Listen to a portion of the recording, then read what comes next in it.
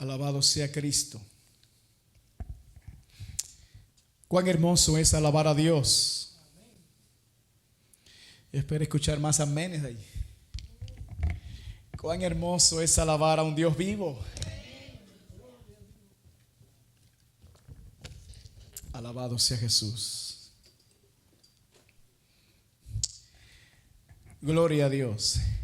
Seguimos con la serie El Sermón del Monte. El Sermón del Monte. Esta tarde bajo el tema Padre Nuestro, perdónanos. Padre Nuestro, perdónanos.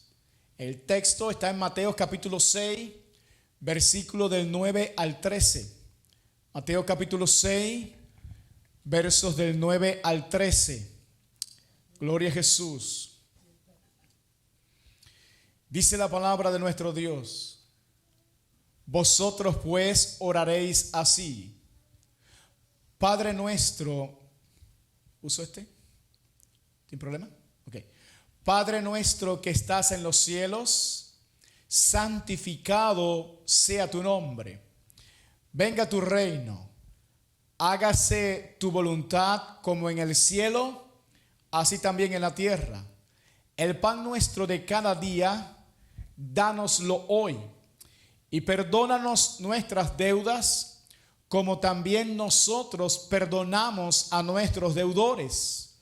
Y no nos metas en tentación, mas líbranos del mal, porque tuyo es el reino y el poder y la gloria por todos los siglos.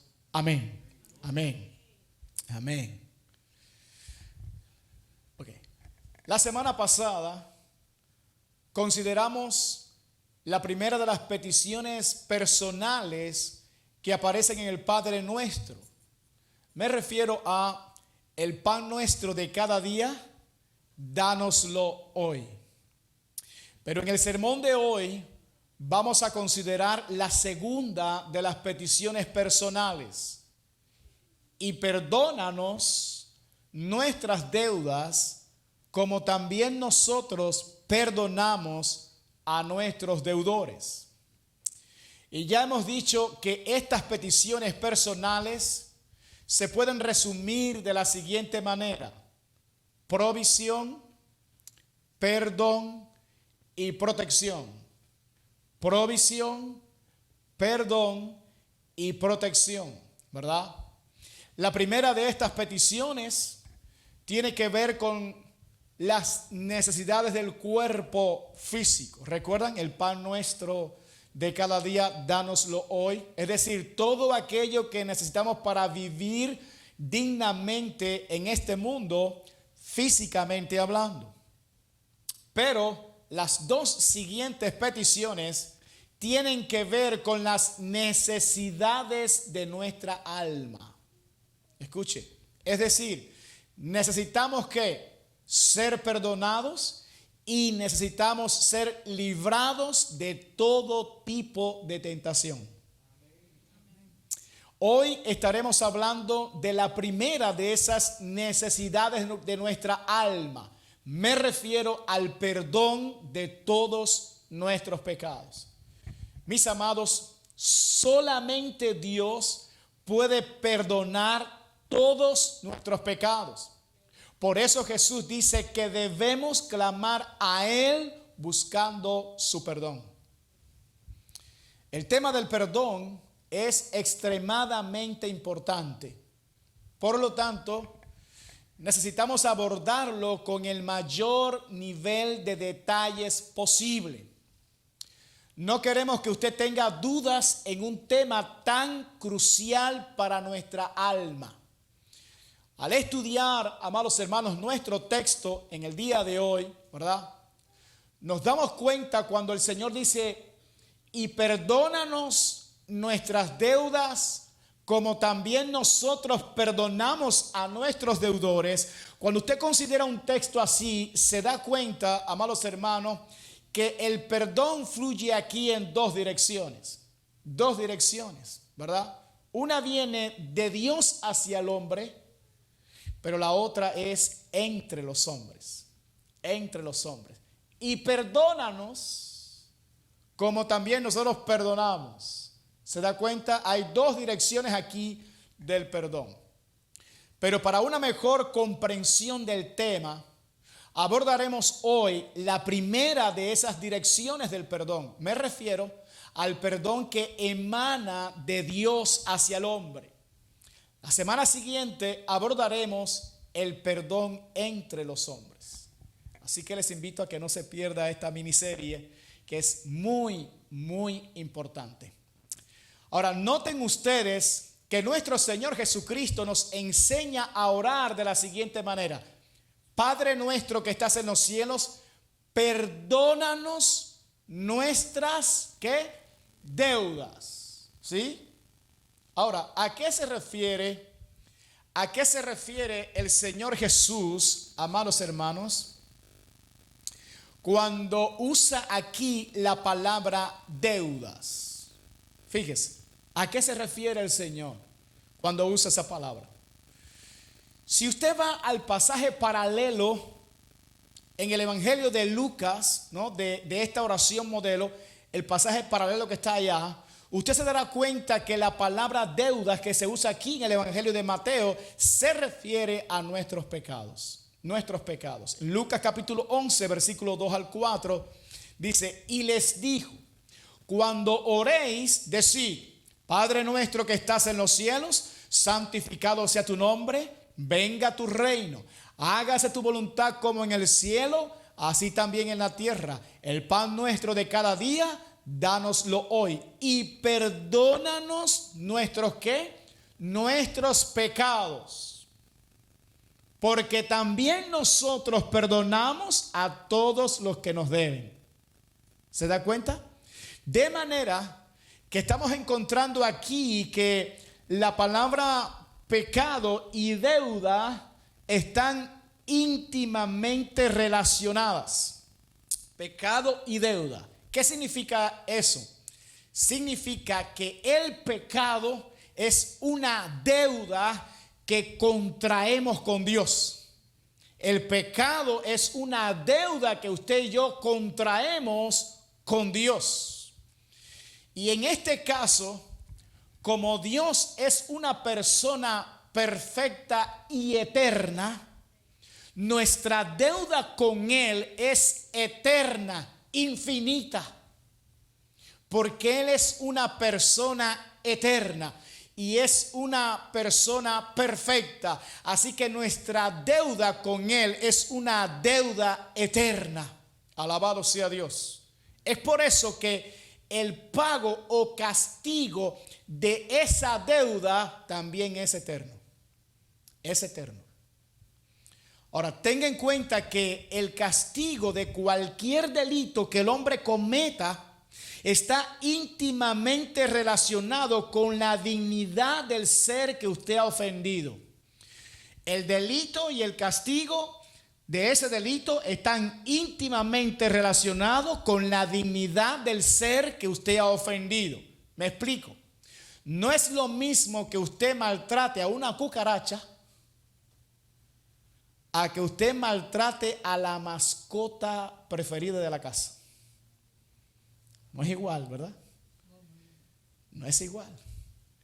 Usted vaya y aplasta una cucaracha, nadie le va a decir nada.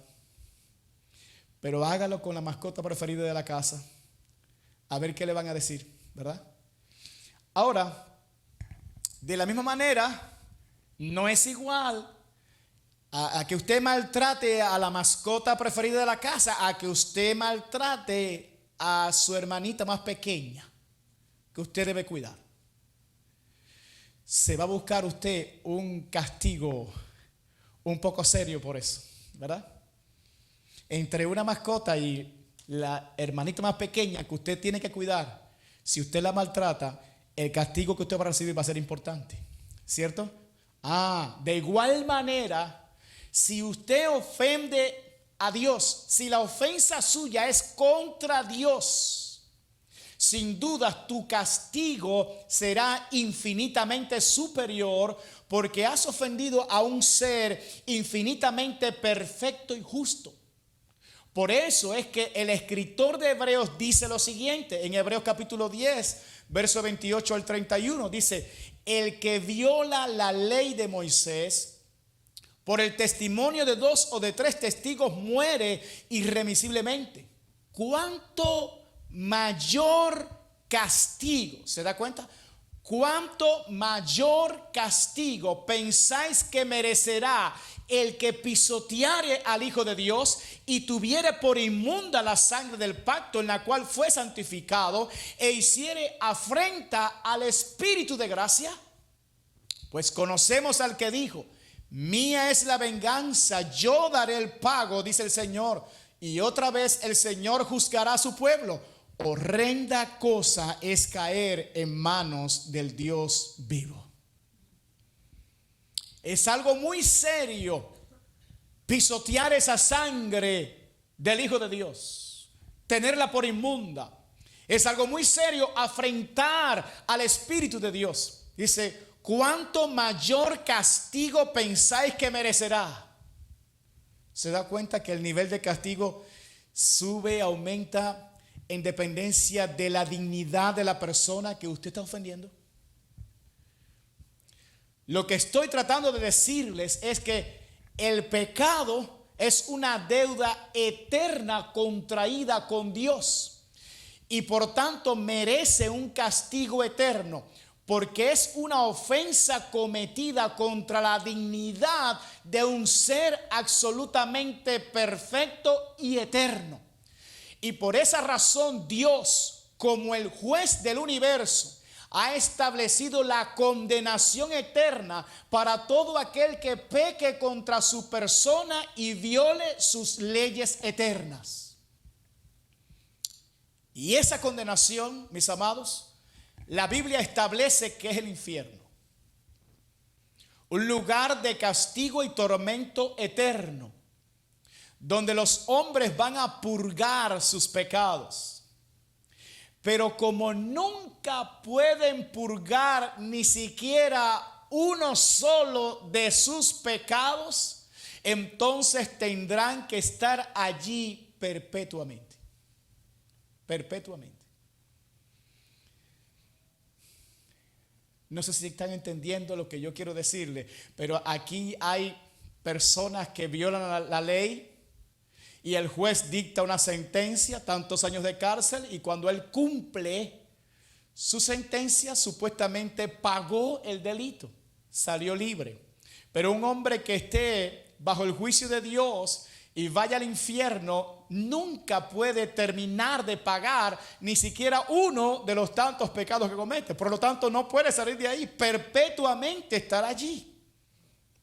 Amados, existe una sola manera de que seamos librados de esa condenación eterna y de la ira de ese Dios perfecto y justo, y es que ese Dios al cual nosotros hemos ofendido nos perdone todos nuestros pecados. Si Dios nos perdona todos nuestros pecados, somos libres. Somos almas, diga amén, hermano. Somos almas libres. Pero si Dios no nos perdona nuestros pecados, ¿sabes qué? Somos reos del castigo eterno. Mire usted lo que Juan el Bautista le dijo a los fariseos en Mateo capítulo 3, versos 7 al 10. Dice: al ver él que muchos de los fariseos y de los saduceos venían a su bautismo, les decía: generación de víboras, ¿quién os enseñó a huir de qué? De la ira venidera. Haced pues frutos dignos de arrepentimiento. Y no penséis decir dentro de vosotros mismos: Abraham tenemos por padre, porque yo os digo que Dios puede levantar hijos a Abraham aún de estas piedras. Y ya también el hacha está puesta a la raíz de los árboles. Por tanto, todo árbol que no da buen fruto es cortado y echado en el fuego. ¿Quién les enseñó a ustedes a huir de qué? De la ira venidera. De la ira venidera. La Biblia establece que al final de nuestro camino en esta tierra hay una ira divina preparada para todos aquellos que han ofendido a Dios. Juan el Bautista la llama la ira venidera. La ira venidera. Lo terrible de este asunto es que el apóstol Pablo dice que los hombres están acumulando ira para el día de la ira. Escuche, acumulando ira para el día de la ira. Romanos capítulo 2, versos 5 al 11. Presta atención, hermanos, dice: pero por tu dureza y por tu corazón no arrepentido, atesoras para ti mismo ira para el día de la ira y de la revelación del justo juicio de Dios, el cual pagará a cada uno conforme a sus obras. Vida eterna a los que, perseverando en bien hacer, buscan gloria y honra e inmortalidad. Pero ira y enojo a los que son contenciosos y no obedecen a la verdad, sino que obedecen a la injusticia. Tribulación y angustia sobre todo ser humano que hace lo malo, el judío primeramente y también el griego. Pero gloria y honra y paz a todo el que hace lo bueno, al judío primeramente y también al griego, porque no hay acepción de personas para con Dios. La gente tiene un falso concepto. Ellos creen que Dios hará con ellos una excepción. Pero no hay tal cosa. Dios es claro, dice que Él no hace acepción de personas, sea judío, sea griego o de donde sea. Dios no hará acepción de personas porque Dios es un juez absolutamente justo. Y dice que los hombres sin Dios lo que están haciendo es acumulando ira día tras día, acumulando ira para esa ira venidera que será manifiesta. Alabado sea Dios. Pero si todavía no entendemos la gravedad de este asunto, escuche lo que dijo el salmista en el Salmo 7, verso 11. Dios es juez justo y Dios está airado contra el impío todos los días. ¿Escuchó eso, hermano? Dios está airado contra el impío, ¿qué? Todos los días. Todos los días. Todos los días. Cuidado al predicar el evangelio y usted vaya allá a decirle a una persona sobre la cual está la ira de Dios, usted vaya a decirle: Dios te ama. Cuidado. Dígale la verdad. Jesús dijo: vayan y prediquen el arrepentimiento y perdón de pecados a todas las naciones. Dígale a esa persona la verdad. Dígale que la ira de Dios está sobre él. Dígale que Jesús murió para pagar esa deuda. Que se arrepienta de su pecado, porque de lo contrario está acumulando ira para el día de la ira. Hay un día de ira que Juan el Bautista le llama la ira venidera. Repito, hay una sola manera en que podamos ser libres de esa ira divina, y es que Dios perdone todas nuestras ofensas contra Él. Es la única manera. Si Dios perdona todos nuestros pecados, somos libres. Somos libres. Pero hay un gran inconveniente en este asunto. Y es que Dios dijo en su palabra que de ninguna manera tendría por inocente al culpable. ¿Escuchó eso, hermano? De ninguna manera, dice Dios, va a tener por inocente al culpable. Eso es lo que hace un juez justo. Castigar el pecado, ¿sí o no, hermanos? Aplicar justicia. Un juez que sea bueno no puede, ¿verdad?, exculpar a alguien que es culpable. Lo tiene que condenar. Si Dios perdonara a alguien que es claramente culpable, sería un Dios injusto. Y Él ha revelado en su palabra que Él es un juez ¿qué? Justo. Dios es juez justo. Entonces, ¿cómo podremos librarnos de la ira venidera? ¿Cómo nos libramos de esa ira venidera? De una sola manera. De una sola manera. A través del sacrificio vicario de nuestro Señor Jesucristo. Es decir, a través de la muerte sustitutoria de Jesucristo por nosotros en la cruz del Calvario.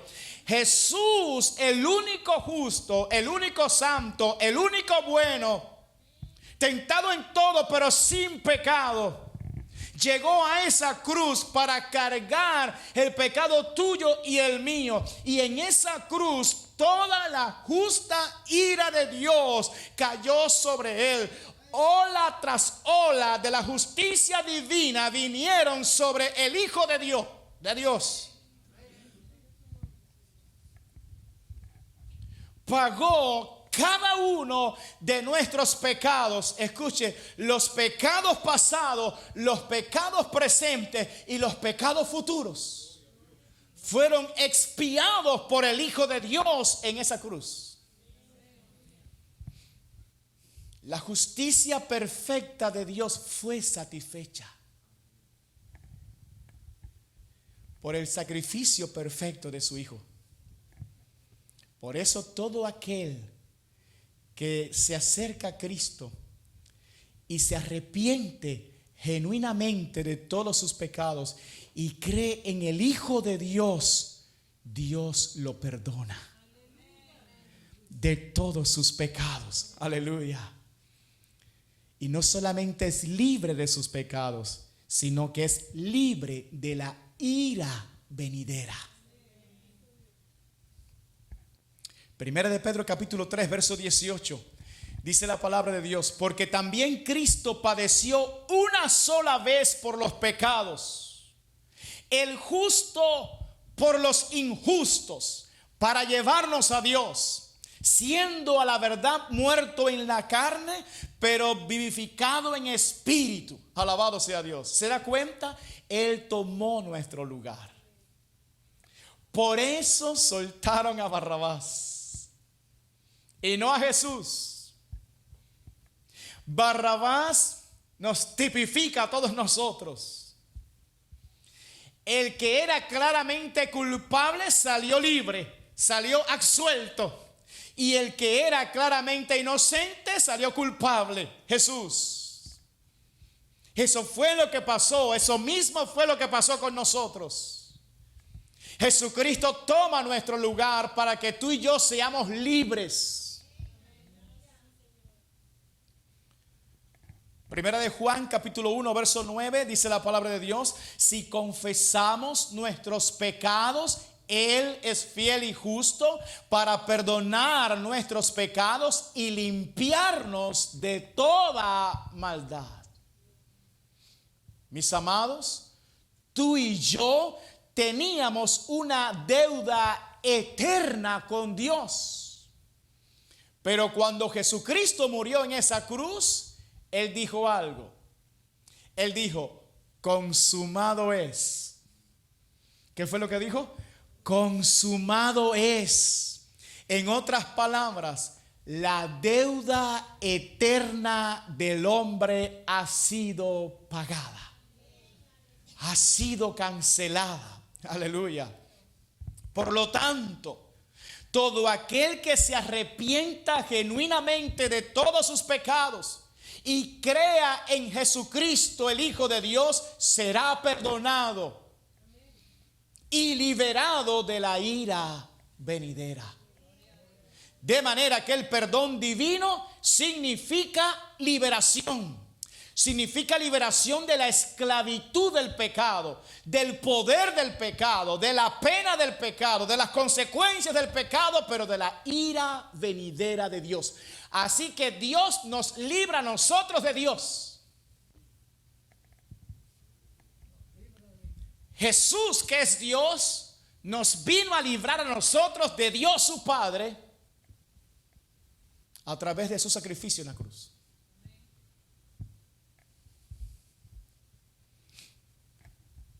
Por lo tanto, lo más sabio que el hombre pueda hacer en su vida, el acto más inteligente que pueda hacer en toda su existencia, es rogarle a Dios que le perdone todos sus pecados. Por eso Jesucristo nos enseña en esta oración modelo que cuando oremos a Dios le pidamos que perdone todas nuestras deudas. Fíjese que dice deudas. Él habla en plural porque no es un solo pecado, son muchos pecados que cometemos contra Él. El primer y grande mandamiento es este: amarás al Señor tu Dios con todo tu corazón, con toda tu alma, con todas tus fuerzas y con toda tu mente. Y yo pregunto, ¿habrá aquí un ser humano que por un segundo de su vida pueda cumplir eso?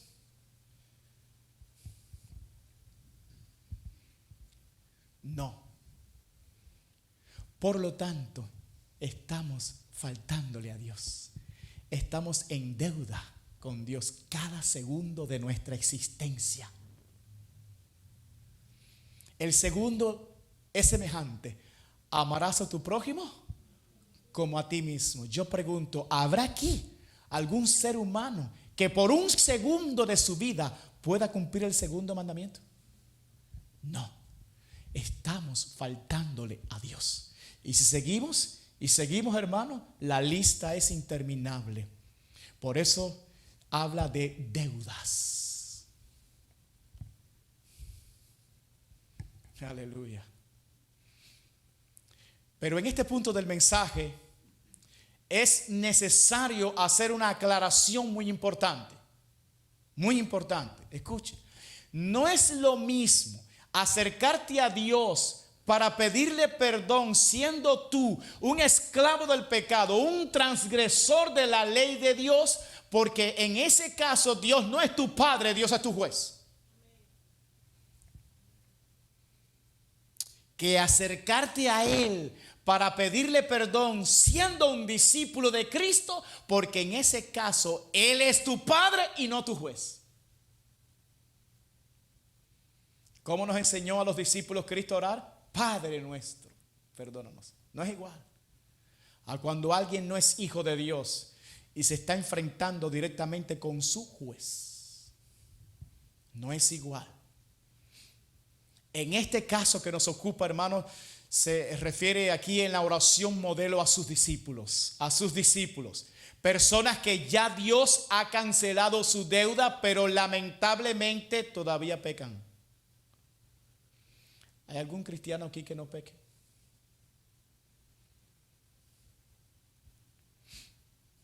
No son esclavos del pecado, claro está. El cristiano no es un esclavo del pecado, no lo es.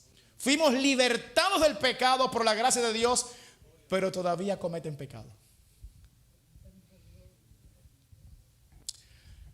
Por eso se acercan a Dios ahora, pero no en calidad de Dios como su juez, sino como su Padre. Entendiendo que hemos sido recibidos como hijos. Y en esa calidad de hijos se acercan los creyentes a Dios con toda confianza a su Padre, para que perdone sus deudas, sus pecados, con el fin de restablecer la comunión íntima que han perdido. No es lo mismo acercarte a Dios como tu Padre que acercarte a Dios como tu juez. Mis amados, escuchen bien lo que les voy a decir ahora. Los hijos de Dios tienen absoluta garantía que cada vez que se acerquen a su Padre para pedirle perdón por sus pecados, serán perdonados. Sin embargo, no podemos decir lo mismo de todos los impíos. La Biblia nos dice que Esaú menospreció la primogenitura por un plato de lenteja, convirtiéndose así en un profano, en alguien que no estimaba ni le daba valor a las cosas sagradas. Pero luego este hombre quiso recuperar lo que había perdido, y aunque vino con lágrimas, sin embargo, no le dieron la oportunidad de recuperarlo jamás. Hebreos capítulo 12, versos 16 al 17 dice: no sea que haya algún fornicario o profano como Esaú, que por una sola comida vendió su primogenitura.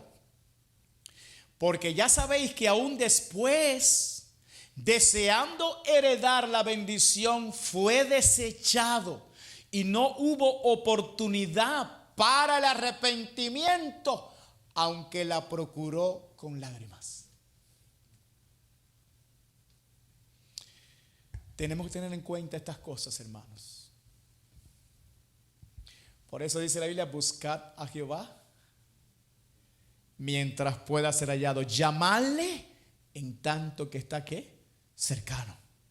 En cambio, mis amados hermanos, Jesucristo nos enseña en esta oración modelo que cada vez que sus discípulos le piden al Padre que le perdone todos sus pecados, serán perdonados. Si no fuera así, entonces Él no nos animaría a orar al Padre de esa manera. Cuando Él nos enseña que hagamos esto, es decir, que le digamos: Padre, perdónanos nuestras deudas, es porque el Padre está absolutamente determinado a perdonar el pecado de todos sus hijos. Por eso el libro de Hebreos dice lo siguiente en el capítulo 4, verso 16, dice: acerquémonos pues confiadamente al trono de la gracia, para alcanzar misericordia y hallar gracia para el oportuno socorro. ¿Se da cuenta, hermanos? Los hijos de Dios tenemos el privilegio de acercarnos a nuestro Padre confiadamente. ¿Y hallaremos qué? Hallaremos gracia, hallaremos misericordia para el oportuno socorro. Porque para nosotros es un trono ¿de qué? De gracia. No es un trono de justicia, porque si nos juzgan nadie sale en pie, hermano.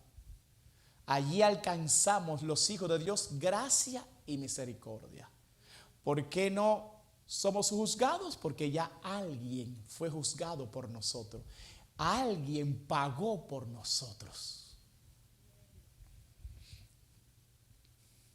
Mis amados, Dios está presto a perdonar el pecado de su pueblo, de sus hijos, porque Él desea tener comunión con su pueblo. El Señor se deleita en tener esa comunión con nosotros. Para que podamos entender claramente lo que quiero decirles, miremos el siguiente ejemplo en la vida del rey David. Y yo creo que todos aquí conocemos la historia de David y cómo él adulteró con una mujer muy hermosa llamada Betsabé. ¿Recuerdan esa historia? ¿Verdad? Y cómo él, después que pecó, trató por un tiempo de ocultar su pecado. Pero no pudo ocultarse por mucho tiempo, porque la mujer le manda a decir: oye, estoy embarazada, ¿cierto? Aquello y el pecado se iba a descubrir. Entonces él, ustedes saben, manda a buscar al esposo de ellas, a Urías Eteo, y trata de seducirlo y de engañarlo, y el hombre se mantiene firme y no le queda entonces otra razón, y lo manda a matar. Con la espada de los hijos de Amón lo manda a matar. Es decir, que él hizo todo esto, pero luego de eso siguió cerca de un año ocultando su pecado. O creyendo él que estaba ocultando su pecado. Cerca de un año se mantuvo en esa condición, ¿verdad? Hasta que Dios le envía al profeta Natán para confrontarlo. ¿Recuerdan esa historia?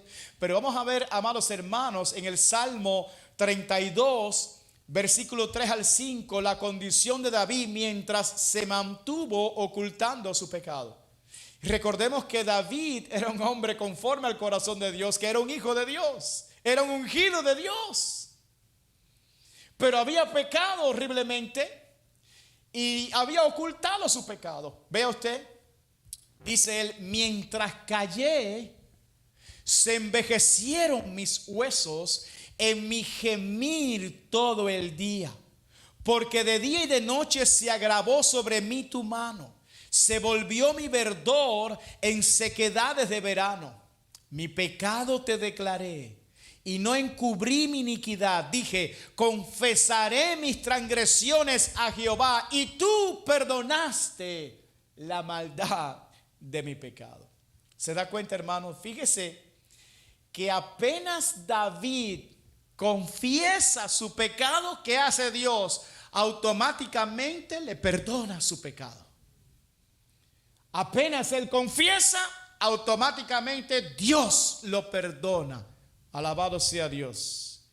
Eso fue exactamente lo que el profeta Natán le dijo a David de parte de Dios justamente cuando él reconoció su pecado. Vea usted 2 de Samuel 12, versículo 13, dice: entonces dijo David a Natán, pequé contra Jehová. ¿Y qué pasó? Y Natán dijo a David, también Jehová ha remitido tu pecado, no morirás. Pero ¿cuándo fue que pasó esto? Después que él confiesa su pecado, entonces viene el perdón de Dios. Amén, hermano.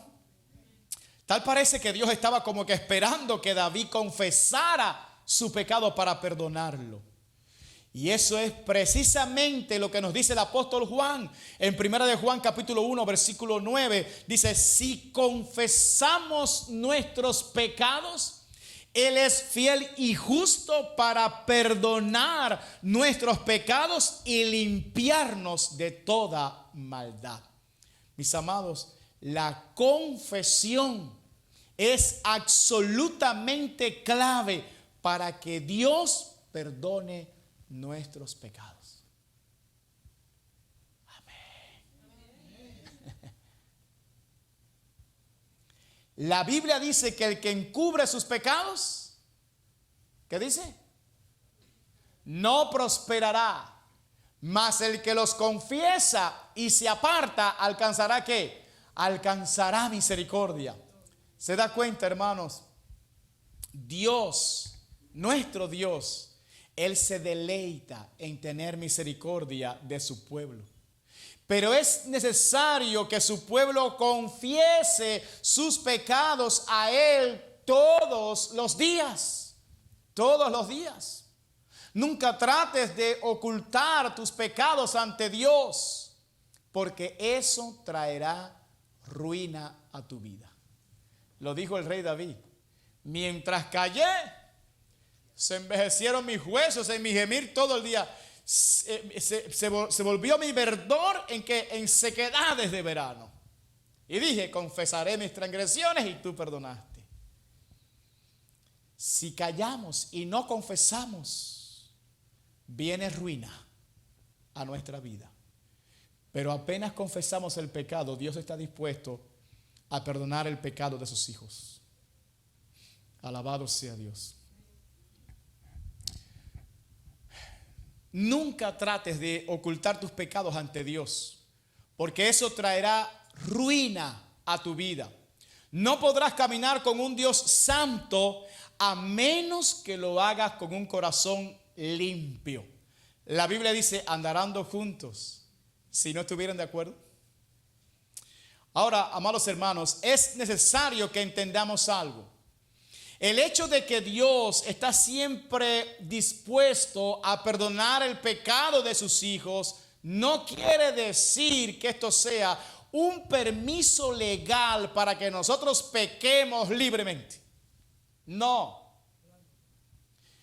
Lo quiero aclarar para que nadie se confunda aquí. Bueno, el pastor dice que podemos pecar y venimos a Dios y Dios nos perdona. No, esa no es la enseñanza.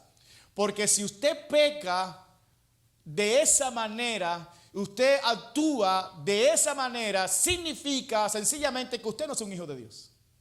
Usted es un impío. Porque solamente los impíos, ¿verdad?, piensan y proceden de esa manera. Primera de Samuel 24:13 dice, como dice el proverbio de los antiguos, de los impíos saldrá ¿qué? La impiedad. Del impío impiedad, hermano. El verdadero hijo de Dios ama la santidad.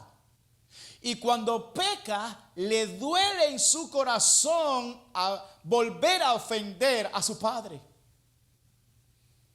Pero Dios es tan misericordioso. ¿Cuántos creen eso? Que ha provisto un abogado para su pueblo cuando éste peca. Nos referimos a nuestro Señor Jesucristo. Primera de Juan capítulo 2 versículo 1 dice, hijitos míos, ¿se da cuenta? Hijitos míos, estas cosas os escribo para que no pequéis. Y si alguno hubiere pecado, dice, abogado tenemos para con el Padre a Jesucristo el justo. ¿Cuál es la voluntad de Dios? Que no pequemos. Pero como de todas maneras vamos a pecar, entonces Él hizo la provisión, un abogado que es Jesús. Padre, yo pagué el precio. Padre, ese es hijo. Padre, en la cruz llevé ese pecado. Alabado sea Dios. Él vive para interceder por nosotros. Amén. Es por eso que Jesucristo le dice a sus discípulos, vosotros pues oraréis así. Padre nuestro que estás en los cielos, perdónanos nuestras deudas. Hay algo más que yo quiero que entiendas acerca del perdón divino. Y es que cuando Dios te perdona, Él echa en lo profundo de la mar todos tus pecados y nunca más se acuerda de ellos. ¿Qué significa? Nunca más te lo saca en cara. Nunca más. Nunca más te dice, recuerda que la semana pasada pecaste. Van 2. A la tercera va la vencida. No, Dios no hace eso, hermano. ¿Verdad? Dios no hace eso.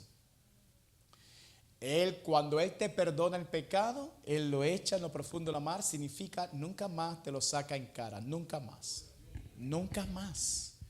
Miqueas capítulo 7, verso 19 dice, Él volverá a tener misericordia de nosotros, sepultará nuestras iniquidades y echará en lo profundo del mar todos nuestros pecados.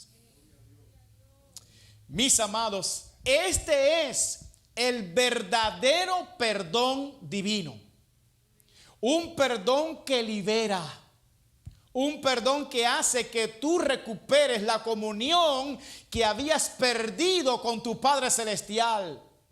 Un perdón que permite que entres al reino de Dios y experimentes un gozo y una paz sin límites. Por eso, la vida de todos aquellos que experimentaron este perdón divino fueron transformadas.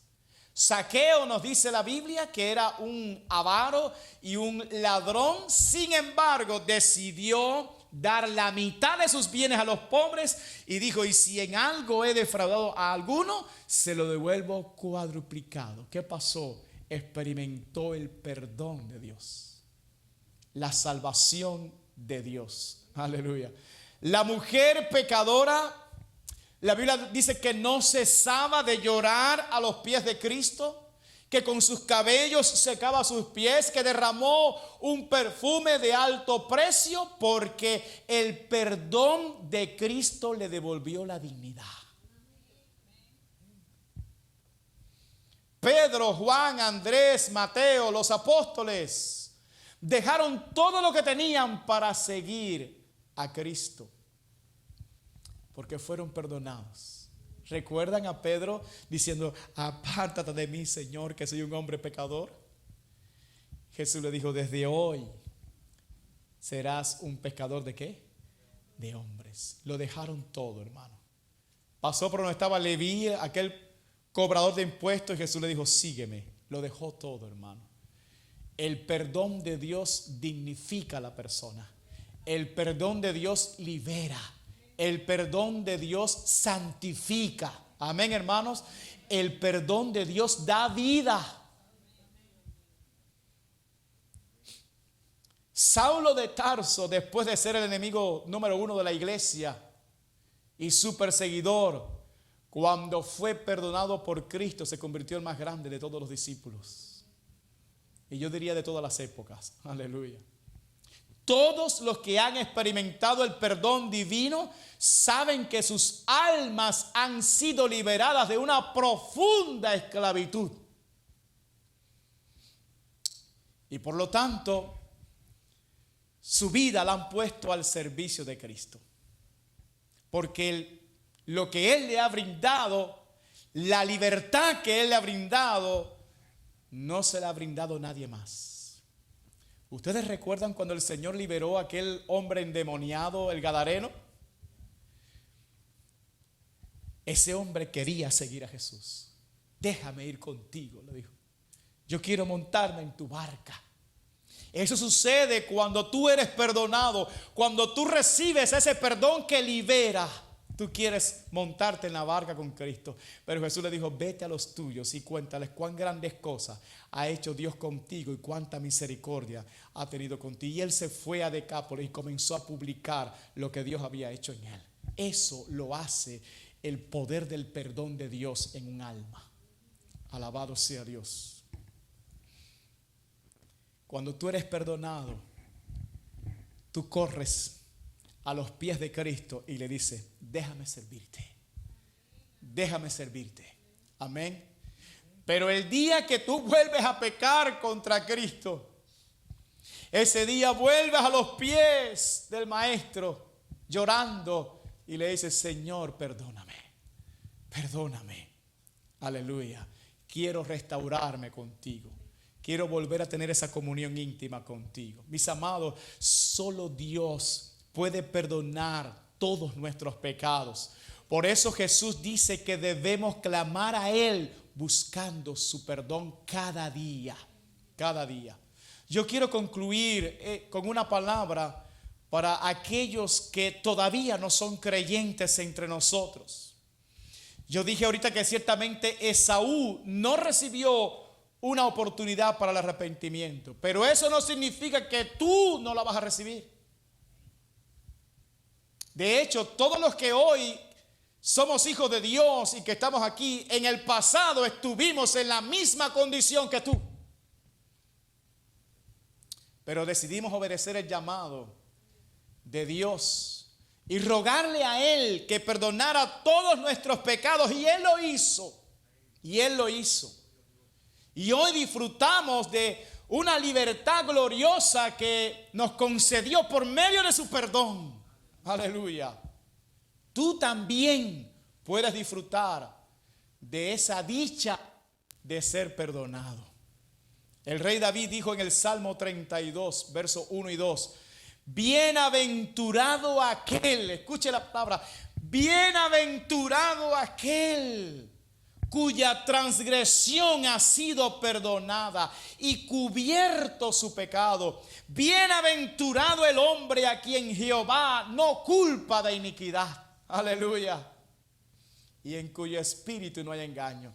Mis amados, es dichoso, feliz 3 veces aquel cuyo pecado ha sido perdonado por Dios.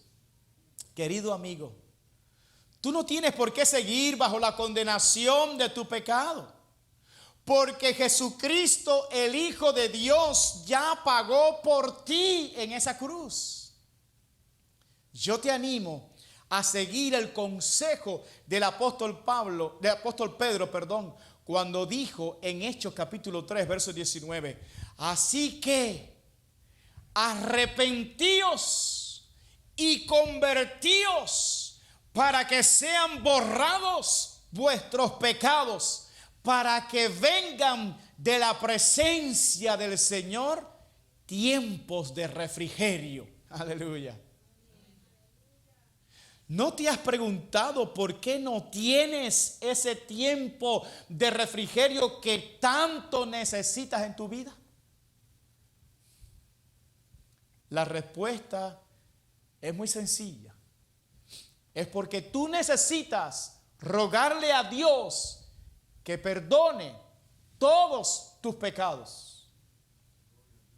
En el momento en que tú seas perdonado, recibirás ese tiempo de refrigerio que tanto tú has anhelado. Alabado sea Dios. Puesto de pie, por favor.